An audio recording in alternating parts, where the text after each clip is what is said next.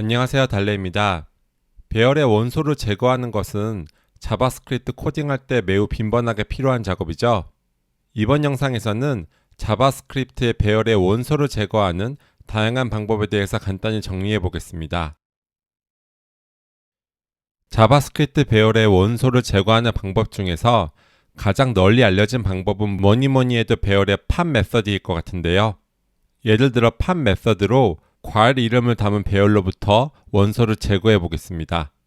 여기 왼쪽에 있는 과일 배열을 여기 오른쪽 브라우저 콘솔에 복사해서 붙여넣기를 하고요.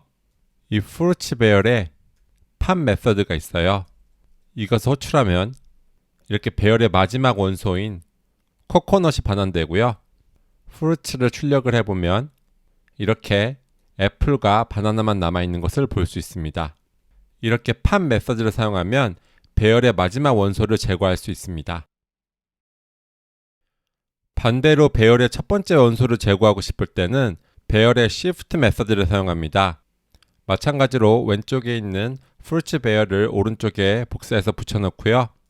fruits 배열을 상대로 shift 메서드로 출합니다. 그러면 첫 번째 원소인 애플이 반환이 되고요. fruits 배열을 확인해 보면 이렇게 애플이 삭제되어서 바나나와 코코넛만 남아있는 것을 볼 수 있습니다. 여기서 기억해 두시면 좋은 팝과 시프트 메서드의 중요한 공통점이 있는데요. 바로 별도의 서본 배열을 생성한 후에 원소를 제거하는 것이 아니라 원본 배열로부터 바로 원소를 제거한다는 것입니다.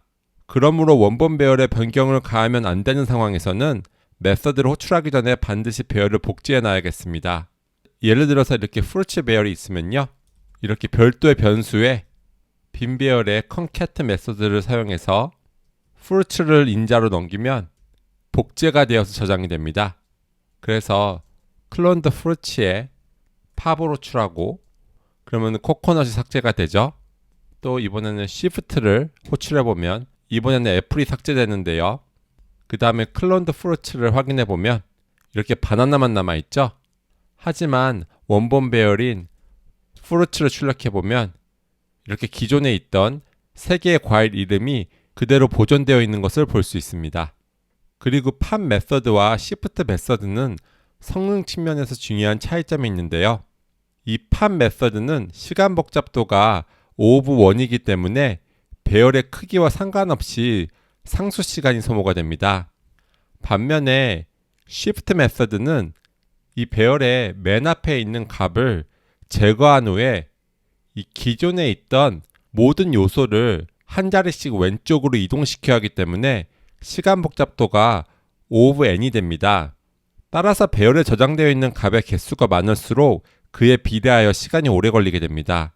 성능에 민감한 프로그램을 작성하시거나 크기가 아주 큰 배열을 다루는 상황에서는 이러한 성능 차이를 반드시 고려해야겠습니다.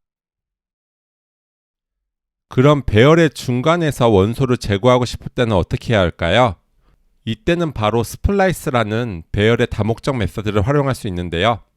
스플라이스 메서드는 첫 번째 인자로 시작 인덱스, 두 번째 인자로 몇 개의 값을 삭제할지, 그리고 세 번째 인자부터는 추가할 값을 가변 인자로 넘길 수 있으며 삭제된 값을 담고 있는 배열을 반환합니다.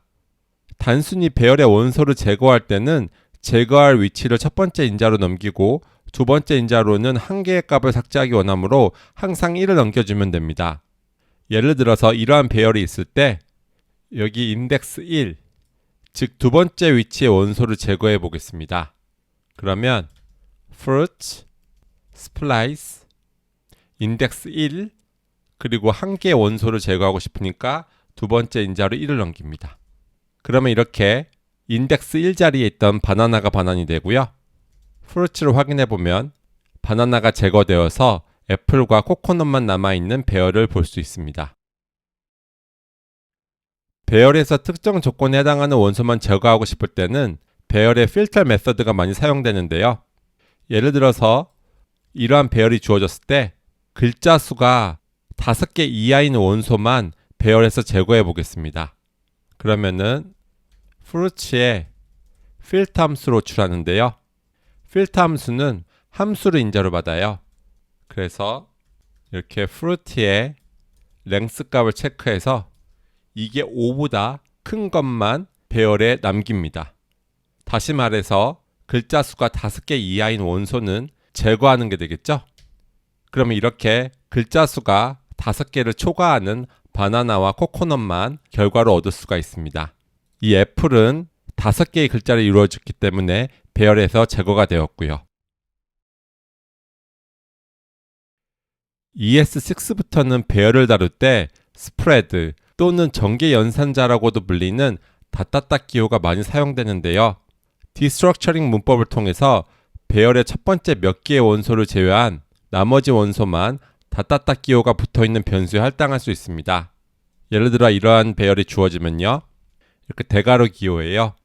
이렇게 언더바로 이 첫 번째 원소인 F를 할당하고요. 나머지는 rest fruits라는 변수에 할당을 할게요. 그 다음에 rest fruits를 확인해 보면요. 이렇게 바나나와 코코넛만 남아있는 배열을 얻을 수가 있습니다. 지금까지 예제를 통해 자바스크립트 배열에서 원소를 제거하는 대표적인 4가지 방법에 대해서 살펴보았습니다. 상황에 맞게 적절한 방법을 선택하셔서 보다 효율적으로 자바스크립트 배열을 다루실 수 있으셨으면 좋겠습니다. 자바스크립트 배열에 원소를 추가하는 방법에 대해서는 별도 영상을 통해서 다루도록 할게요. 그럼 이번 시간 여기서 마치도록 하겠습니다. 감사합니다.